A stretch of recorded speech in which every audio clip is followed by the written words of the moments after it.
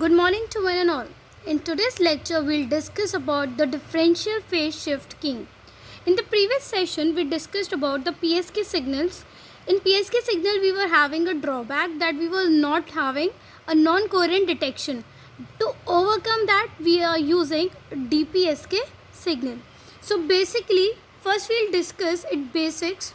So it is not possible to have non-coherent detection of PSK, although the envelope detection cannot be used for PSK detection. So it is possible to exploit the finite number of modulation phase values for non-coherent detection. So indeed, the PSK signals may be demodulated non-coherently by the means of your ingenious method that is known as your DPSK, that is differential phase shift keying.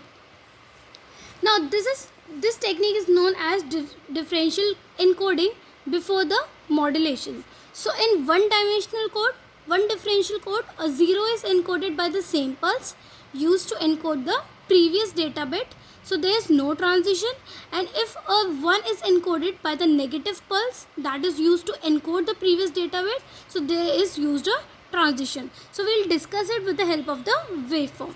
Now coming on to the DPSK transmitter. In DPSK transmitter, we are having a polar signal. It is passed through your multiplier and having a carrier signal, that is cos omega ct. So here suppose the output is plus minus AK.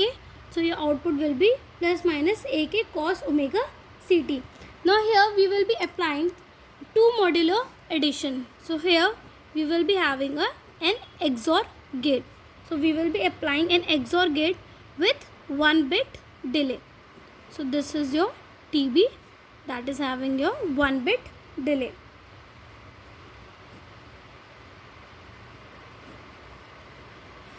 This is your theta k, this is theta k, this will be your theta k minus 1.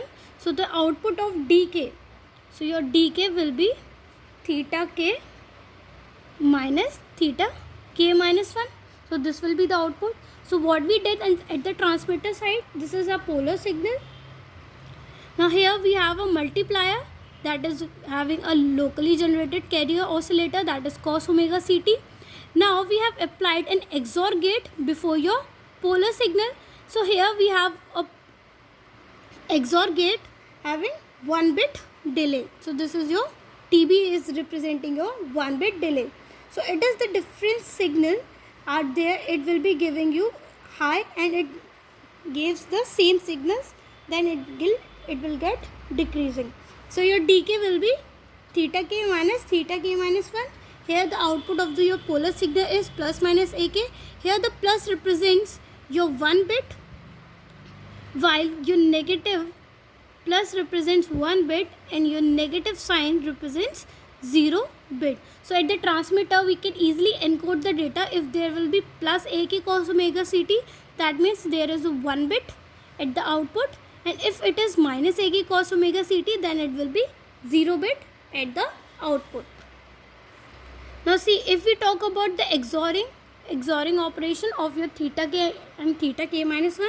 So for 0 0 output is 0, for 0 1 it is 1, for 1 0 it is 1, and for 1 1 it is 0. So this is basically your XORing operation of a XOR truth table, we can say. Now coming on to the DPSK waveform. So in DPSK waveform, if the next data bit is 1, then we have to change the polarity of the output. If the next data bit is 0, then we do not need to change the polarity of the output. So to draw the DPSK waveform, these are the two conditions that we have to memorize. The first one is, if the next data is 1, then we have to change the polarity of the output, and if the data is 0, then there is no need to change the polarity of output. Now we'll discuss it. Now suppose we have the data that is 1 0 1 1 0 0 1 1 0. Now suppose this is our data. What we have to do? If the next data is 1, if the next data will be 1, we have to change the polarity, and if it is 0, we do not need to change the polarity. Now if we talk about the DPSK waveform, see here initially it is 1, so it will remain same. After then it is changing from 1 to 0. So How? Yeah. Here we have 1, then it is 0, so it will remain same. There will be no change in the polarity. After then it is 0 to 1. So if the next data is 1, so there will be change in the polarity. So it will be like this. After then it is 1, so it will change the polarity. Similarly, after it has 0, so it remains same. 0, same. Then it is 1, change the polarity. Again 1, change the polarity. And after then 0, so it will remain same. So this is how we can form your DPSK waveform. So what we did, when the next data is 1, so we have to change the polarity, and unless and until if it is 0, so the polarity remains same. Now coming on to the DPSK receiver. At the DPSK receiver, we have the output that is plus minus AK cos omega CT. This was the output at the transmitter side. Now we have multiplied it with your 1-bit delay, that is TB. So this is your TB, that is representing your 1-bit delay. Here we have passed it through your LPF, that is a low pass filter, and we get the output that is ZT. So your ZT will be AK square by 2, and it will be minus AK square by 2. Now see how we will calculate it. At the receiver side, see we have the output of the signal at the transmitter, that is plus minus AK cos omega CT. It is passed through a 1-bit delay. It is 1-bit data delay. After then it is followed with a low pass filter, and we get the output that is ZT. Now here we will be considering two cases. The first case is if we have the same polarity of input and delayed signal.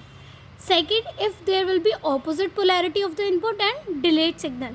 If we consider the first case, in first case if we have same polarity and this delayed signal, so for same polarity your YT will be equals to AK cos omega CT into your AK cos omega CT.